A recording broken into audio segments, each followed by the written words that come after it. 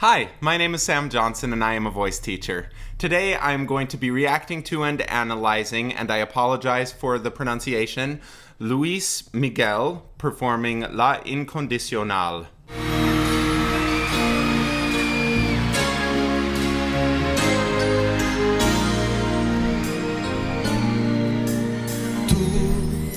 La misma siempre tú,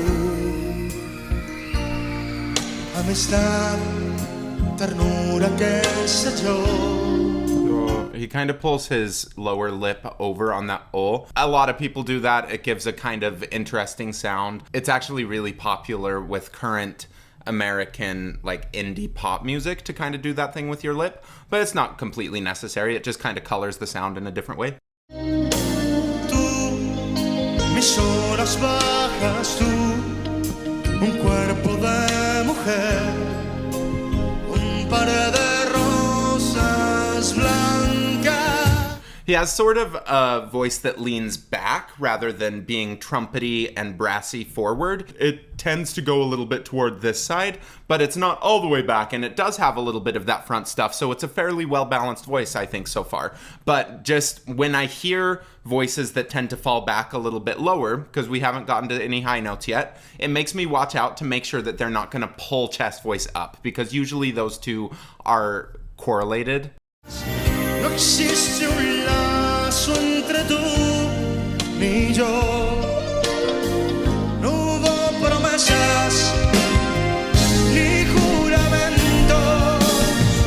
Nada de nada. Tú, la misma noche. Huge mouth, very belty sound. It does sound like he's getting enough kind of turnover, because when he went to that tu, it didn't disconnect, and the oo kind of narrowed it enough, threw it up into his head voice without him having to think about it, because chest voice and head voice, they're not things that we need to be concerned with, like, okay, am I putting that in chest voice or am I putting that in head voice? I think that if we start reframing these terms to mean where we feel these things rather than where we want them to be, I feel like it gives us a lot more freedom, because then we can just ask, what tone do we want? What vowel do we want? Vowel and tone are arguably the same thing. What pitch do we want? And how loud do we want it? And when we manage each of those things independently, head voice and chest voice, they just kind of happen because it's a result of what you ask for.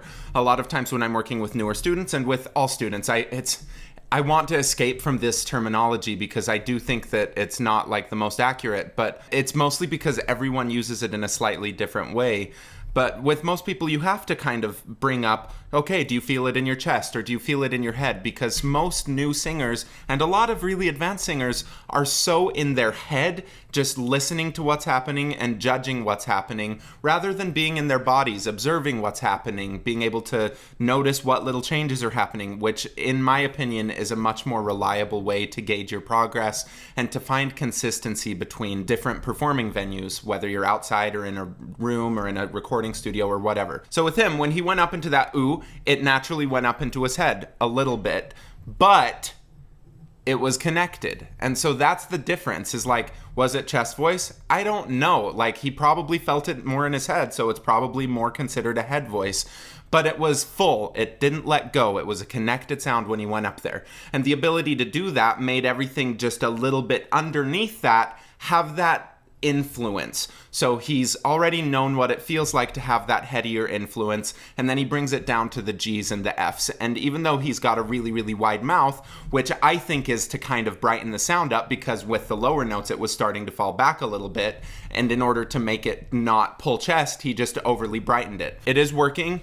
I think that I would prefer to have someone at the bottom just not over darken it so that they don't have to change anything when they get to the top. But this is a valid strategy. It's just probably not going to be as smooth as we go up above the A and the B. But, you know, up until like the A flat, this works really well.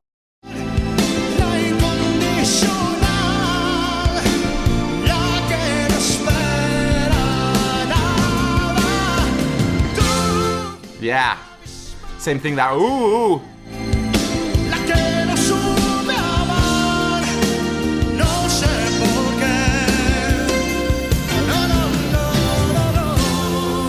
I also think there's something to the idea that if you're just trying and you don't really care what you look like and you don't need to be perfect technique and you just like want it enough, a lot of times like things will just kind of line up, which is an insane thing to say, but it sounds like with him, he's just trusting whatever he's doing, and so all of these other muscles aren't coming in to interfere in a way that maybe if you were a little bit more in your head and singing the way that he is, some of those muscles might come in and interfere and make it get a little bit more strained, a little more tense, all of those things. But with him, I don't hear very much tension. I just hear this like commitment, this intention to get the sound out. It's a forward sound. Maybe he's overcorrecting a little bit, but he's trusting the sound, and it doesn't sound very pushed to me.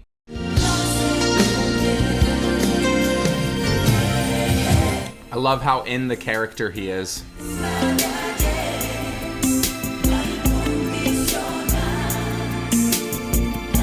Yeah, whatever he's singing about, he is feeling it intensely. And so he's not trying to manufacture these things. It's like he's feeling it and he's just sharing that with us.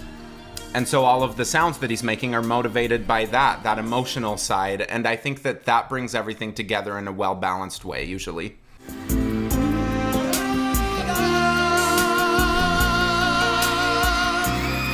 Qué rico eso, ¿no? Dice.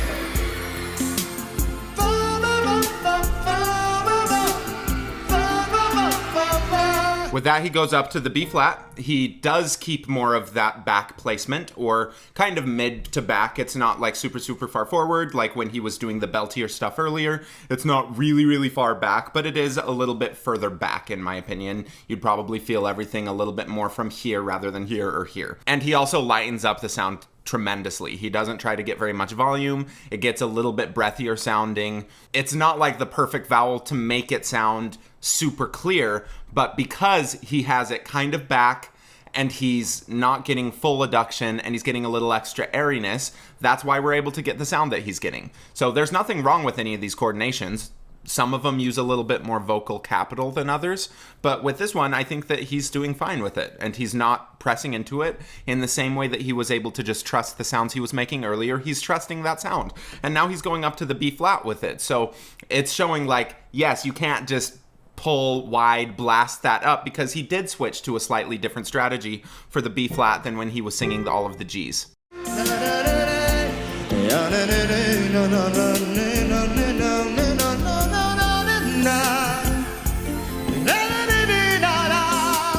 And I would call that connected voice. Again, wherever he feels it, that's whether it's head voice or chest voice. That's a high enough note, he's going to be feeling that in his head. It's not going to be a heavy vibration with what he's doing.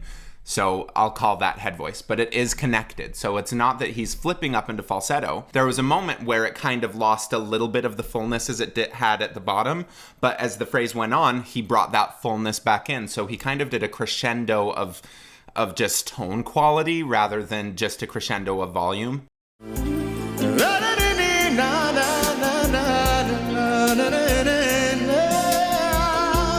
Yeah.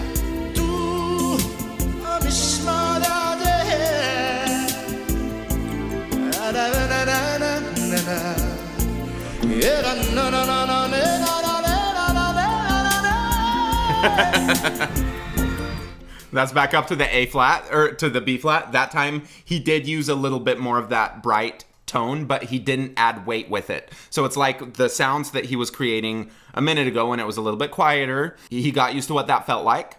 It thinned out his vocal folds, and then he was able to just add a little bit more adduction while keeping them nice and thin rather than trying to pull up a ton of weight. So the vocal folds, it's the same thing as vocal cords, which is VOCALCORDS, not CHORDS, because it's a chord like a chord of string versus a CHORD, which is 3 notes put together, 5 notes put together, whatever, bunch of notes put together. But they're totally different things. Anyway, a vocal fold has mass. As you start going toward higher notes, that mass needs to thin out by having your vocal folds kind of stretch. So they stretch, and because they're stretching, that mass goes into a different place and it kind of thins out. You can also like not bring your vocal folds together as much. They cannot adduct as much. And that's kind of what he did the first time. They were thinning out, but not adducting as much. A little bit more air was getting through. The second time, they were still in that thinner position, but he was able to adduct it a little bit more. So we didn't hear as breathy of a sound when he went to this next time. It was benefited by having that slightly brighter vowel rather than the one before that tended to go a little bit further back. And both of those things together, both the extra adduction and having that slightly brighter vowel that amplified a little bit of those higher overtones, made it sound more clear than the sound that he made before.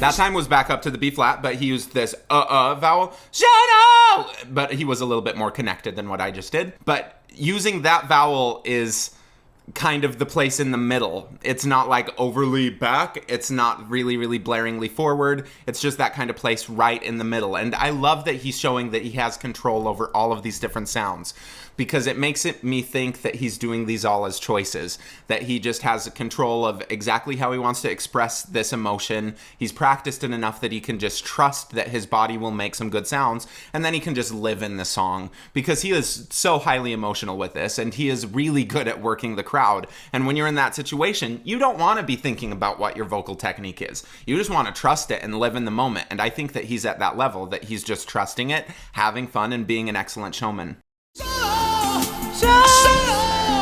The C's now? Yeah. So it's interesting, that first one on the B flat, that's where he went to that narrower ma kind of shape rather than and now the rest of these C's, he's doing it exactly like that. Because it works best. It just works best. He has all of these other ways he could try to do it. This one works best. And that's why I bring up all of these things of like, yeah, maybe it's not like the most optimal, most efficient way of doing it, but it works. That one, in my opinion, way more optimal, way more efficient. So, yeah.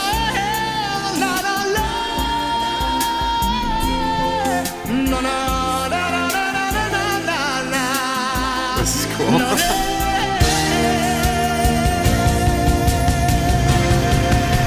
It is a very energetic sound. You're gonna see his muscles working because there's a lot of energy. Most of it is going to be resisted from the vocal folds rather than having these extrinsic muscles come in and try to get super involved.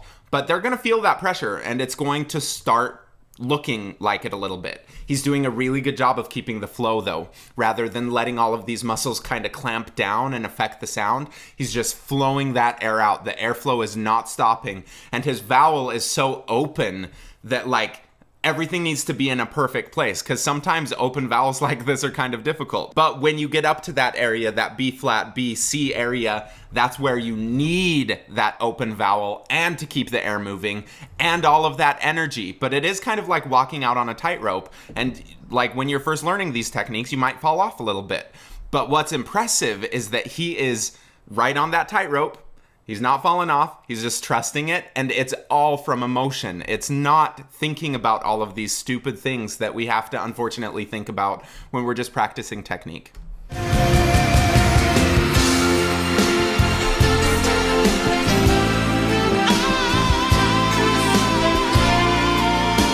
His tongue kind of come forward there, which stabilizes his larynx. He has a lot more adduction that time, so we don't hear any of that extra breathiness. But all of the things that he did previously are helping him find that position so that he's able to just lean into it a little bit more and get these really aggressive sounds because he's prepared for it through the rest of the song. And it sounds awesome. Like, his voice sounds so good up there.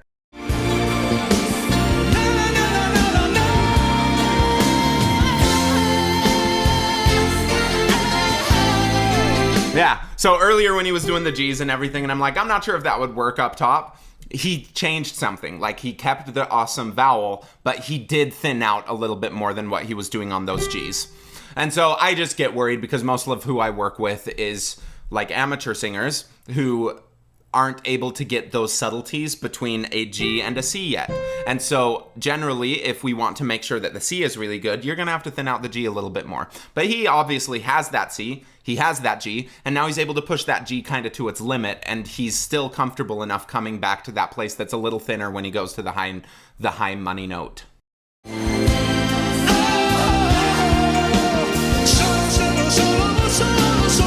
Yeah, that's where it kind of comes back a little bit. He's playing with those forward and back tones. Just different colors, different shades when he's painting his picture.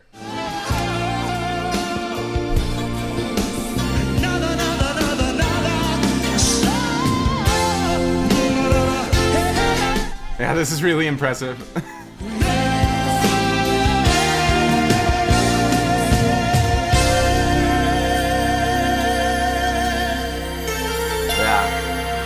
He's able to hold on to that vowel shape for the entire phrase. It doesn't start closing off early. And actually, regardless of what vowel he's actually making, his jaw is kind of in that same open position. Just, ah, everything's working up there. We do get a little bit of vowel differentiation when he wants to give it to us, but that's just because the tongue is doing that work. The overall shape that's happening is still, ah, and then there's just little changes with his tongue. The same thing kind of happens with really high sopranos or treble voice people. They have to open their mouth like crazy in order to get any sort of good sound up there. And so a lot of times we kind of lose vowel differentiation, but I'm still hearing quite a bit from him. Amiga, solo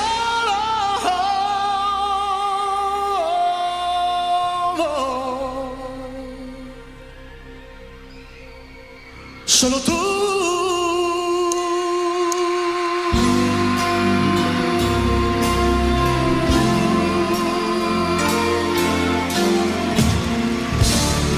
Yeah, he's got a really well-balanced voice. He's got control of a bunch of different volumes, a bunch of different tonal shades or colors. And I really do mean it as a direct metaphor of if you are painting a picture, you need a bunch of different colors to tell the story usually, or a bunch of shades, whatever, right?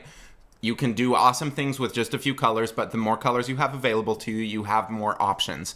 What it sounds like from me is he's got control of a whole palette of colors.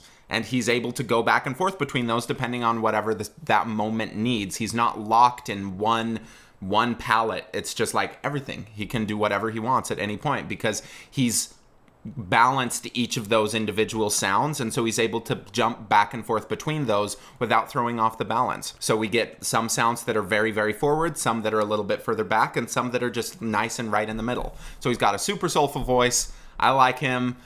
Good singing.